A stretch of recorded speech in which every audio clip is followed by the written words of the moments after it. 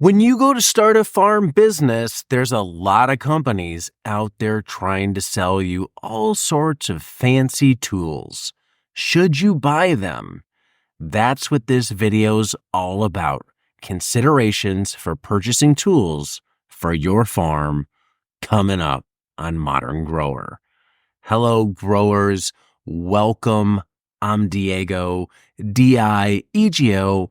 And for the past 10 years, I've interviewed hundreds and hundreds of farmers to talk about their farm journey. Now what I'm doing is sharing everything that I've learned with you on this YouTube channel to make your journey into farming hopefully a little bit easier. One other note, because it's very relevant to this video, is back in 2017, I started what was then known as Paper Pot Co. We're now known as Modern Grower. We're a small company that sells tools to market gardeners. We sell tools like the Paper Pot Transplanter, the Jang Seeder. We've now expanded into things like season extension and organic microgreen trays and microgreen growing supplies. So this video is coming from the mindset of somebody who does sell to market gardeners, but you'll find out very quickly that this video is all about pausing before buying tools. So while I may be motivated to get you to buy something at shop.moderngrower.co, I'm going to give you a lot of reasons why you shouldn't buy anything from us or any other retailer, because I truly believe that. I think the best businesses get by with the least amount of stuff. It's not stuff that usually solves the problem. It's creativity, it's hard work, it's out-of-the-box thinking that is what gets the job done. And while tools make life easier and more productive, we've definitely seen that with our customers, they aren't always required, especially early on in the business when cash flow is tight. If you're just starting a farm or you're planning on starting a farm, you probably don't have an unlimited budget. So it's very important early on to think about how each dollar gets spent.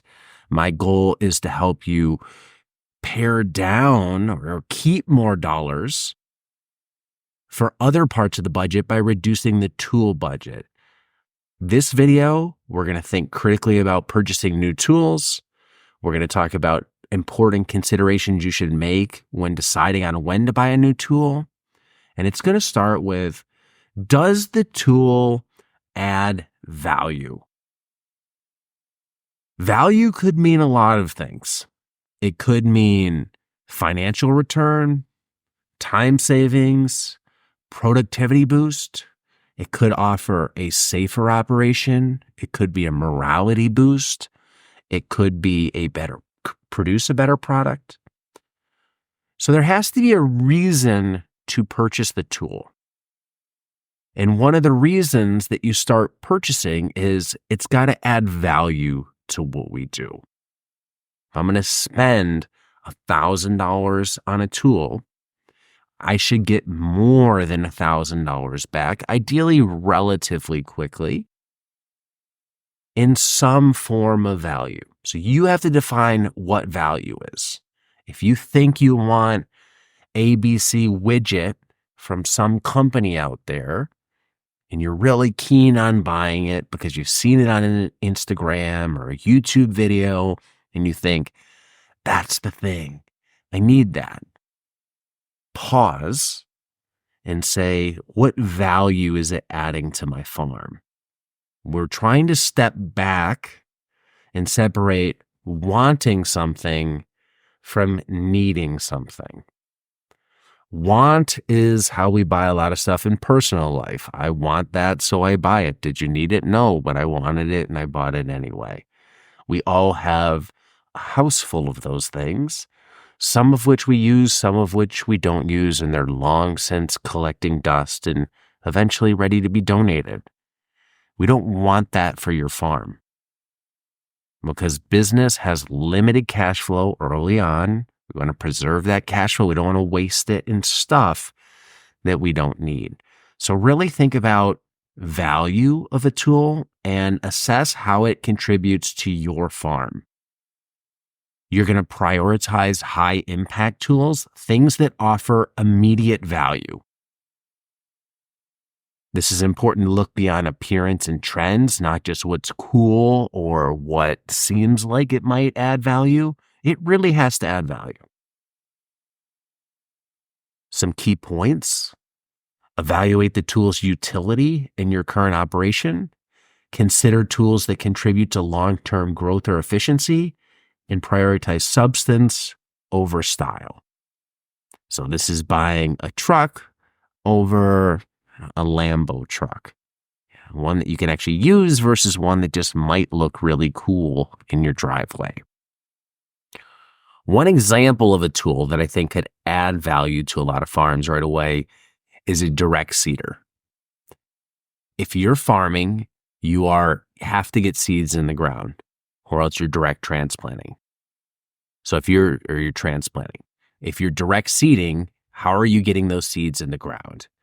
If you do it by hand on a 50 or 100-foot bed, you'll realize very quickly that's inefficient and it gets old. It's hard to space seed evenly with little tiny seeds. It's not going to work. You're going to need a direct seeder. And this will save you a lot of time over hand seeding. It'll make your seed spacing more accurate. And this is huge. That leads to a better crop. It leads to maybe more production because the seed is spaced evenly. Disease issues could be solved because seed is spaced evenly. So that's one of those tools that I would say is a must-have in the beginning. There's various levels of direct seeder, from something like an earthway seeder to a Jang seeder. And you have to decide which one's right for you. We should do a video on that. But that's one where I say it adds value by time savings, and a lot of time savings. This isn't something that's going to save you a few minutes once a month. This is going to save you significant time every time you direct seed a bed for the life of your farm operation. So that can add up to be thousands of hours over time. The second point you want to consider is multifunctionality. We want to try and get tools that perform more than one function for our business. And if we have a choice, we'd prefer to get that over a tool which has a very specific, unique function. This saves money because we only have to buy one tool. This saves space. We only have to store one thing. It simplifies operations because employees now know just to use this tool for various tasks. And there's not the confusion of, do I use tool A or B to do this? I can't remember. For people that have employees, simplifying things for them is a big factor in how people design processes on farms, because it can be hard to train people to do this. So this helps simplify that. That's not always ideal, though. We can't always find a multi-function tool. For instance, the seeder that I talked about earlier really only is going to put in seed. Now, you could use it to plant cash crop seed like carrots, and you could also use it to plant a cover crop seed. And we could say that's versatile, and that is. But it's not going to do weeding. It's not going to do harvesting. It's not going to do any form of bed prep for you. So you have to find a balance here between specialization and versatility. Not every tool can be a multi-use tool, but when you can find a tool that can be a multi-use tool, you would lean in that direction. So if you're choosing between two different tools to solve a problem, and they both add the same amount of value, and they're both cost the same, let's say they both do the same job at the same level of quality, well, lean to the one that's more versatile.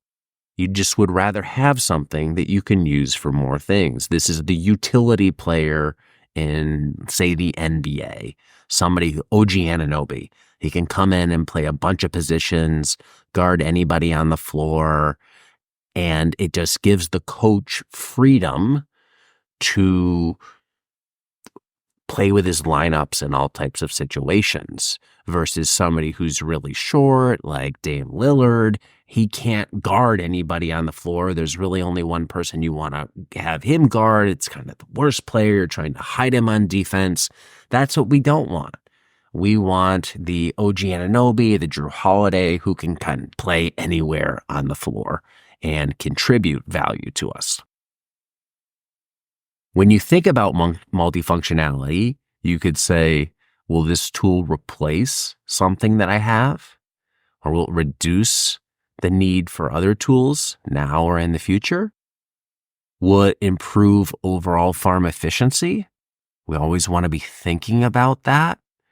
We don't want to buy anything if it's not improving something on the farm. Going back to number one, it adds value. Some examples are broad fork versus the standard hoe. A broad fork's a soil compaction fixing tool. It can only be used for one thing, broad forking. It loosens soil. You could use it for harvesting carrots and things like that, but it loosens soil. A standard hoe could be used for a lot of things. It can be used for weeding. It can be used for working in amendments. You could chop in cover crop seed with it. You could break up a crusty soil with it.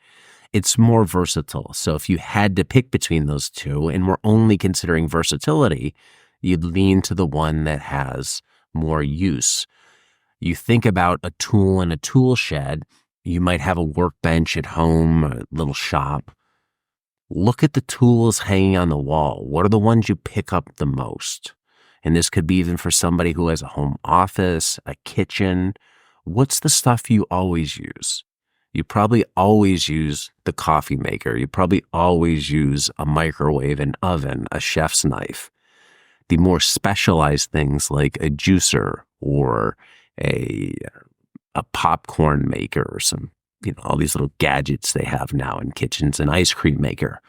They're great for select situations, but a lot of times they're sitting on the shelf waiting to be used. They're not day-to-day tools. So let's go after day-to-day tools as much as we can. A BCS, if you're into tillage, could be a good example of this. A BCS is a walk-behind tractor. BCS is the brand. They have attachments. So if you think about the walk-behind tractor as a engine on wheels that can power something, you can buy that engine on wheels that can power something, and you can stick different attachments behind it. So you get a lot of potential utility out of that engine on wheels by putting different attachments behind it. And the attachments themselves can have various forms of utility. Some things like a power harrow you'd use for bed prep, and that's really all you could use it for. A flail mower takes down crops.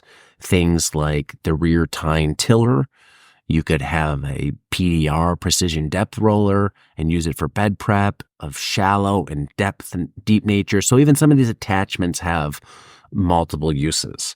They have things like pressure washers and snow blowers, and a snow blower is only going to blow snow.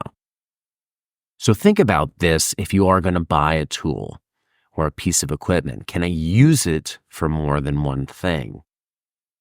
The third consideration is, does it save money, time, or labor? The best tools reduce the time that we spend on tasks. They reduce operational costs. They reduce physical labor. It's huge if you can tie a tool to reducing one of these things, because it all goes back to dollars. Reducing time means you really are saving money. If you're paying an employee and they're spending less time doing something, that's less time you're paying them to do that task. If it's just you on the farm, time savings can be critically important. One person or a two-person business, there's only so many labor hours in the week that you can use to get everything done. So if you can find tools that make the tasks you have to do faster, it enables you to get more done in a given time period. For a small farm, that's why the paper pot transplanter has been so attractive. It's not just that it saves you time transplanting, it's you can transplant very quickly, late in the day, early in the day, get in and get out and move on to the next thing. And if you have a limited number of labor hours or a limited labor force, that's critical. Yes, it does save you money, but it's more the time savings that gets you time freed up to do other things. And labor savings, this doesn't mean less hours. This means less intense labor. For example, I was talking to my girls. I grew up in upstate New York, and they're like, did you have to shovel neighbors' driveways when you were a kid to earn money? And I said, no, driveways were way too long for anybody to shovel them. Most people either got it plowed or they had a snowblower. So here's an example of tools that save labor, physical wear and tear on the body that keep you fresh to do other things. You have to shovel a 100-foot long 2-car driveway by hand. It's intense. It's a workout and a half. If you use a snowblower, just have somebody plow it. It saves you that labor to do something else in life. So one way we can start to measure this is we can say, what's the return on investment? How long before this tool will start to pay for itself? If we think it's the Jang seeder, we can say, oh, I'm going to use the Jang and I'm going to seed a bed by hand. And let's just say that takes 30 minutes. Well, with the Jang, I save 5. How much is my time worth? $25 an hour. Every time I seed, I save 20 minutes. And I could start to run the math to say, all right, after 50 beds, I've paid for the cost of the tool. And every bed thereafter, it's incrementally saving my operation time. So if you can, you try and run some numbers to calculate your return on investment, your ROI, to see if it's worth it. All these things that we're thinking about here in 1, 2, 3, does it add value, multifunctionality? Does it save time, money, and labor? These are calculations. These are quantifiable things that we're trying to think about. We're stepped out of the circle of wanting something or just buying it on a whim, and we're really trying to do some deep analysis here to say, does it make a difference? So you really need to think about that. Long-term savings, obviously important, and there is the short-term expense. There could be times when you save a lot of money in the long term, but in order to save money in the long term, you have to spend a lot near term. Solar panels are a good example of this. They're not cheap to put on a house. And the payback period, depending on your energy rates and where you live, could be plus 15 years or more to pay those off. So you could say, yes, I'm getting energy for free from the sun, but that's over a very long period of time. If you have to wait 15 years for a payback on something, that's not necessarily something a business might want to do, because I don't know that any business is 100% confident they're going to be in business in 15 years.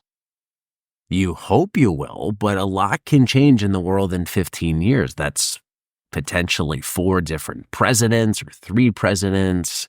It's 4 times going through college. It's your whole K through 12. 15 years is a long time for the world to change. So be careful on things that pay off in the long term, but they have a short-term expense, because that short-term expense could be better utilized as cash. Meaning, even if it's just sitting in the bank, there's something about knowing you have money in the bank for a rainy day, for an amazing deal, for an emergency, that gives you a little bit of comfort. At least it does with me. If my bank account is very low, my stress levels rise inversely. The lower the bank account gets, the higher the stress gets. So if I want to get stressed down, I want to get the bank account up. If I have money in a personal account or business account, it doesn't mean I have money to spend or I should spend it. I think a lot of us have been trained to say, well, you've saved this money. What are you going to buy with it? People give us gifts as kids and they're like, oh, what are you going to buy with the money? Oh, maybe I want to save it. So I'm a big believer in savings in a business and not buying stuff before you have to. So long-term savings at the expense of a short-term expense might not make sense. That money might be more valuable. If you're in a vulnerable financial position, keep the money. And really consider, if you're going to do this, fine, it pays back. If it pays back over 3 years, okay, is it affecting us right now? You have to evaluate what stage you're at in a business. And I think we'll get to this as one of the later points. But it doesn't always make sense to do the same. You wouldn't always make the same decision at any stage of your business. For example, if we compare this to life, if you're just out of college and let's say you got married and had a baby right away, life got real pretty quick. You have a lot of responsibility. You're going to have a lot of expenses. Probably doesn't make sense for you to go buy an RV and a boat out of the gate. You might not be financially stable enough to do that. You might not have a solid job. And your bigger priority is to get your kid fed and support your family, make that contribution. Whereas things go well in life, you settle in and now you're 45, you have good savings, you're setting yourself up for retirement, whatever your financial plan is, you're in a much more stable position. Now it's time to buy the RV. You could decide we can deal with that now. We can do that.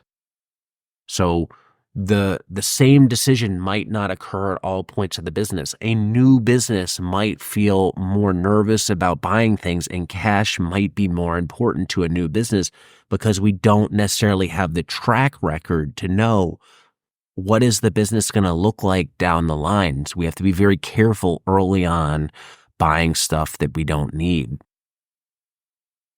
Number 4 is, does it reduce stress or fatigue? I'm a big believer in this. This is the snowblower example. It reduces fatigue using a snowblower over a snow shovel. I think if you wear yourself down physically, it's going to be hard to make good mental decisions. Go do an intense workout and then try and sit at the computer and make hard business decisions. Or go work on the farm all day in the heat and then come in and try and make hard business decisions at the computer. When you get physically run down, your mind follows it. It's that central nervous system fatigue that if you work out a lot, you can get this. If you do very intense full body lifts, really heavy squats, deadlifts, there's this central nervous system fatigue phenomenon where your nerves just kind of get tapped. You're using too much. And it takes some time for your system to calm back down and recover. I don't know that this is science. So this may be me totally making this up, but I think there is something to that when you run a business. If you are physically tired, either from working too much or meaning I just work long days, I overexert myself, it's harder to make good mental decisions. So I'm a big believer in setting yourself up to work as comfortably as possible. That could be simple things like getting a nice desk chair when you're working, getting comfortable clothes or comfortable boots, air conditioning certain rooms that you work in, your pack shed, that type of thing, or finding a tool that causes you to bend over a little bit less, carry a little bit less, or strain yourself a little bit less. Yes, we should all harden the F up and get a little tougher.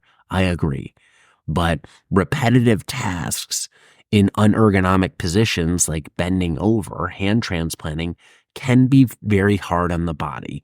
And most people who get into farming aren't coming from some athletic background or yoga background where they're in peak physical condition. A lot of people who get into farming, this might be you. They came out of an office environment. They're maybe not in their best shape. They're maybe not eating the best. And if you start doing this type of work, talk to farmers, it gets physical very quickly and your body adapts, but it's going to take some time to ramp up. So let's reduce physical and mental strain as much as we can, not just for you as a farm owner, but also for employees. There's always a task in a business where you're like, I don't want to do that. And maybe you assign it to somebody. Well, if you don't want to do it, they probably don't enjoy doing it either. It's their job, but they don't like doing it. And if they have to do that same thing repetitively, how can you make it easier on them?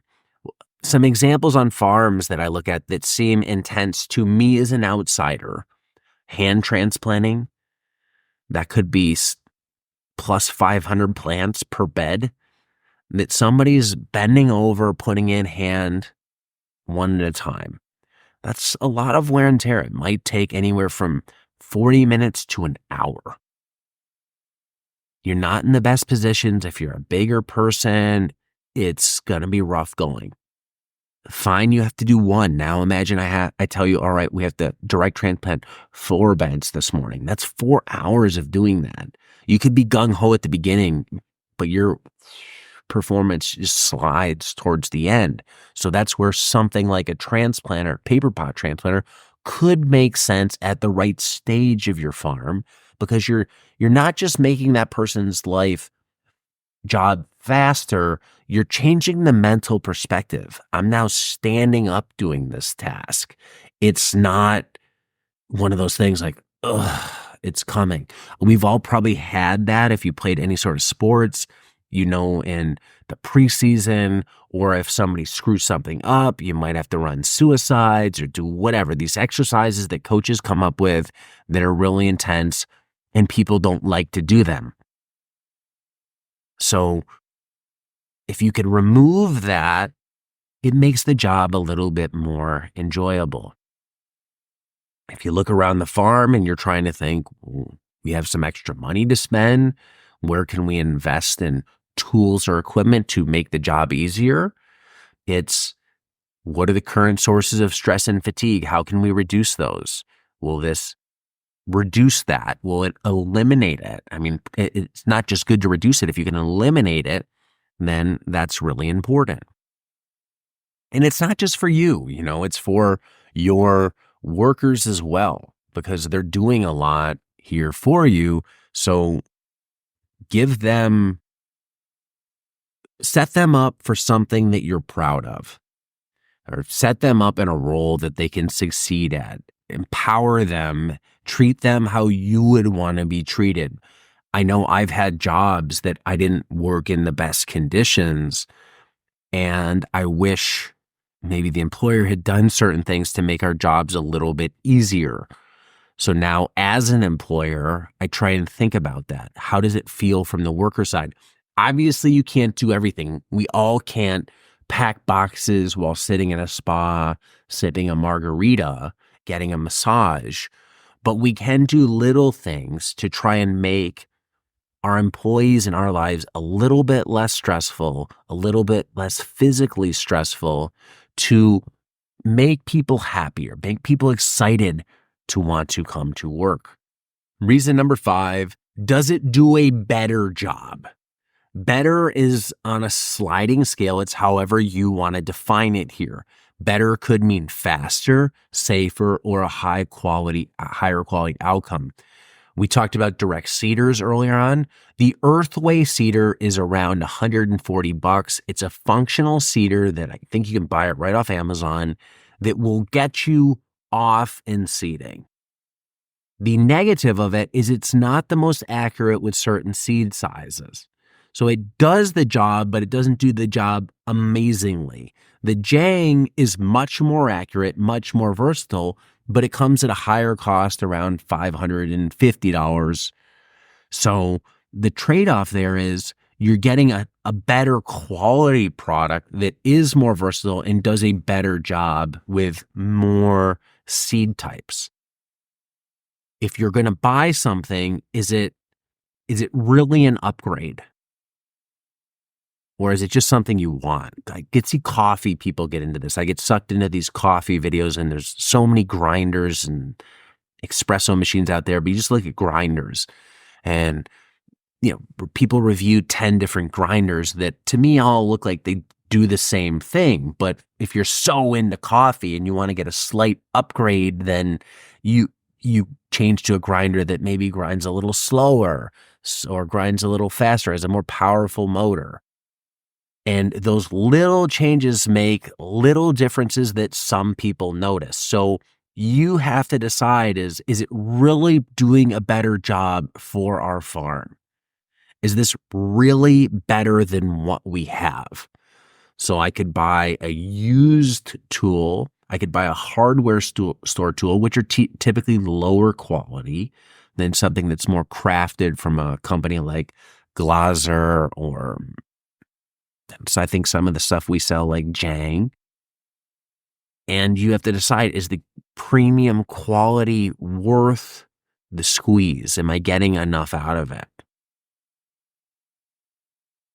Are there issues with your current tool to start with? That's important. If you know that you're using a tool and it's not doing a great job, maybe you're into carpentry and you have some sort of saw and that saw just can't cut as accurately as you need it to. You need it to be down to the 16th of an inch, and for some reason something's off. You got it used and it's wobbling and you just can't precision cut how you need to. Then maybe that's where you upgrade. But you have to decide, is something doing a bad job that requires an upgrade? And is this upgrade significantly upgraded enough to justify the cost of doing it? Or should I spend that money on something else? Should I save that money? And if I upgrade, will anybody notice? Will I notice? Will my employees notice? Will my customers notice? If people aren't going to notice or pay more for an upgrade, why do it? We all want to have great standards for our product, but it's one thing to get it to good enough, which is usually that the acronym would be, or the analogy would be, get it to 80%. But to go from 80% to 99% is 10 times the effort that it took to get to 80%. And to go from 99 to 100 is 10 times the effort that it took to go from 80 to 99. So where is good enough? And is another tool worth spending on to get a little better if nobody notices? You do want to consider technological advances. Probably over the next 20 years, we're going to see a lot of electric equipment come in, equipment driven by GPS, AI. Could make a huge difference in terms of accuracy of how jobs are done, in terms of labor usage. You want to obviously consider safety requirements. If you have a tool that's very dangerous and risks injuring somebody. I went to a farm once and they were processing chickens and they had this saw that helped breaking the chickens down much faster, and it was super efficient, but it looked sketchy. You put your finger in the wrong position and it's instantly gone. So those types of things you have to be very careful with. You don't want anybody to get hurt. And this isn't just chop your finger off type tools. It's also repetitive use tools. If somebody's hunched over, weeding a bed at the wrong angle, that wear and tear because their back is out of alignment, it makes a difference. And this could be little things like getting a better wheelbarrow that just rolls better. So then you're when you push it, you're using less force. It could be have different handle system to make it easier on your employees. So it's not just fancy things that go into farming. Think about everything, your pruners, your hand tools, the wheelbarrow, as I said. Look around the shop. Is it right for your farm now? This is a big consideration. Just because it's amazing for a farm operation doesn't mean it's amazing for your farm operation today. New farms are at a very different financial stage than an established farm. I talked about this a little bit earlier. New farms are financially fragile, where a long-term farm is probably a little bit more established. New farms don't have a proven customer base. They don't have solid revenue streams. They haven't been through years and years of this to know how business is affected throughout the season, to know about how much they're going to make every year. They don't know. If you don't know how much money you're going to make, you have to be really careful spending money. It's one thing to say, I'm going to make $1 million a year, so I have no problem spending $100,000 a year. But if you don't know how much you're going to make, spending $100,000 a year is reckless. So it's one thing for an NFL quarterback to just blow money on something. It's another thing for us to blow that money on the same item. So this tool that you want might not be what you need now. Consider your current farm, the stage it's at, its goals, how you want to manage the farm. If you're a no-till farm, well, then tools that do tillage aren't a fit. So your long-term goals have to play into this. Your current labor situation plays into it. You might need tools now if you're labor constrained that you won't need later if you're not labor constrained. So you might buy stuff now that helps now that you won't need in 5 years. And I think that's okay, because your goal is to get to 5 years as a business to survive. And if it's just you working on the farm, tools that help you stay sane, physically active and ready to show up the next day and not burnt out or hurt, that's important. That might be worth investing in, even if it's expensive.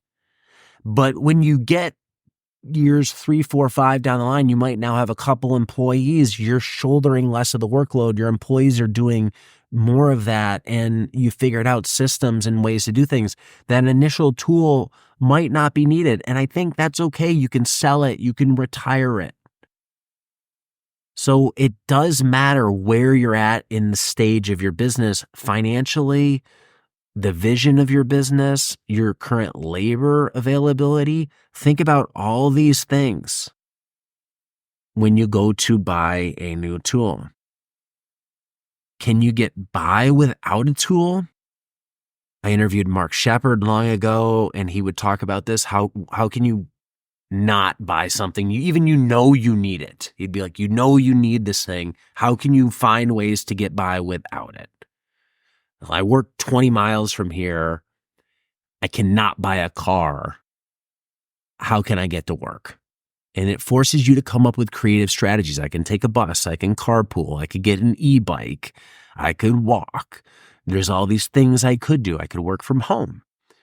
So before hitting the buy button, which is really easy in today's day and age on our phones, say, could I DIY this? Could I rent this? Could I borrow this? If you only need it a few times a year, it's way cheaper to rent. This is the boat RV example. It's much cheaper to rent an RV than it is to buy an RV and store it. It's much cheaper to rent a rototiller than to buy one. So could you get by with something early or in the early stages of your business that you do just borrow, make, rent? It's used, that type of thing.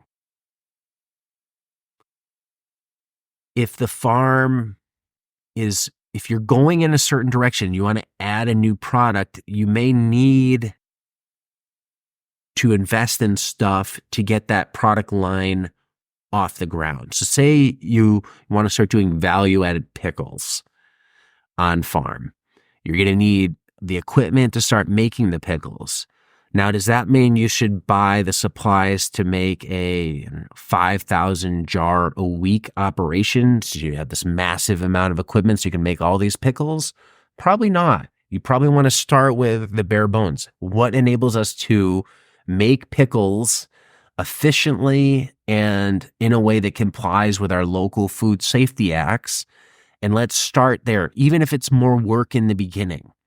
Because we don't know how this business is going to do. Let's not invest a ton of equipment in so we can easily shut this down and walk away if it doesn't work. If you go into the pickle business and you spent $250 on equipment and you find out it's not really worth it for us, it's a lot easier to walk away from $250 worth of equipment than if you buy $2,500 worth of equipment that might be hard to resell or to reutilize in some other part of the farm. So definitely, I mean, this could be a whole video in and of itself. Where is the farm now? Where do I want it to go? What's my available time, labor, money situation? And all these things start to play into, is the tool right for me now? Is there a version of the tool, a cheaper version of the tool, or a rentable version of the tool that's right for me now? Is it something I buy now and I just retire it later and I upgrade down the line? These are all valid considerations. Additional considerations that I think tie in, it's that long-term vision. Where do you want to go with the farm? If you're considering something like a high tunnel, this is where these decisions really play in. A high tunnel, significant investment, $10,000 plus or minus, depending on how big it is. Yes, you can get NRCS grants to help pay for that or cost share it. But you need to decide, if you're going to invest in that, how does that fit into your farm's long-term growth? What market streams do you have? What are you growing in that high tunnel that you can sell to those market streams? And if you're going to do several high tunnels, what's the plan of utilizing those, getting the money back? A $10,000 investment, you're going to want to see the ROI on that. It's one thing to make a mistake buying a small hand tool like a collinear hoe. It's another thing to make a mistake buying the wrong tunnel that costs $10,000. So really think about your long-term plans and avoid impulse decisions. There's this financial philosophy: wait 2 weeks before you buy anything. So right now I'm recording this video. I get the idea. I want to buy the new iPhone. I'm really excited. I want to buy it so when I record these videos, I can just use my iPhone. I'm stoked on it. This is what happens when we see something we really want. And a lot of us just run out and we buy the thing right then. We buy it tomorrow. We'll pause, wait 2 weeks, and see if you still want to buy it. Talk to other people. I'm thinking about buying this thing. Should I do it? Obviously, scale matters. If it's a $10 item versus a $10,000 item, you need to be much more choosy. We can recover from $10 mistakes. We can't recover as easily from $10,000 mistakes. So avoid these impulse decisions. Forget trends. Forget what other farmers are doing. Just because the farmer you idolize uses it, or just because I'll make a video or somebody makes a video talking about how great of a tool is, doesn't mean it's great for your farm. We sell a ton of tools to a ton of farmers, and some of those tools might not be right for your farm. You're not ready for it. You don't need it. You can't get what you need out of it. So do that analysis. Don't just buy it because somebody said you should, or because somebody said it's a must-have for a farm operation. What you need to decide if it's a must-have for your farm operation. And I think also be sure to get your team involved here. What do they think? It can be hard to fully understand some of the roles that your team is doing if you haven't done them in a while. For example, for a long time, I packed boxes for our business. Everything that we sold, I helped pack it and get it out the door. I don't pack boxes anymore. So I start to lose a little bit of sight of what's that like? How heavy are these things? What are the motions? Is some of this equipment not optimized? Is there things we can do to speed it up, make life easier? Talk to your team. For the jobs that you don't do, that you're not involved in, where are their pain points? Where are their bottlenecks? Where are their struggles? I hope you can walk away from this presentation with these things. I really want you to be intentional about tool purchases. I want you to focus on true value, which is time savings and enhanced efficiency. Avoid impulse buys and prioritize your farm's unique needs and goals. The best tool isn't the fanciest. It's the one that works best for your farm and your particular situation with your goals. Not everything is amazing. Be careful what you buy. Hold on to every dollar that you can. In life and business, it pays literally to be financially conservative. So don't be so eager to buy that next thing. But if you're going to buy it, really, really know why you're going to buy it, and hopefully this list will help you make that decision. If you have any questions, comments, thoughts, want to see more videos like this, let me know in the comments below. Thanks for watching, and until next time, be nice, be thankful, and do the work.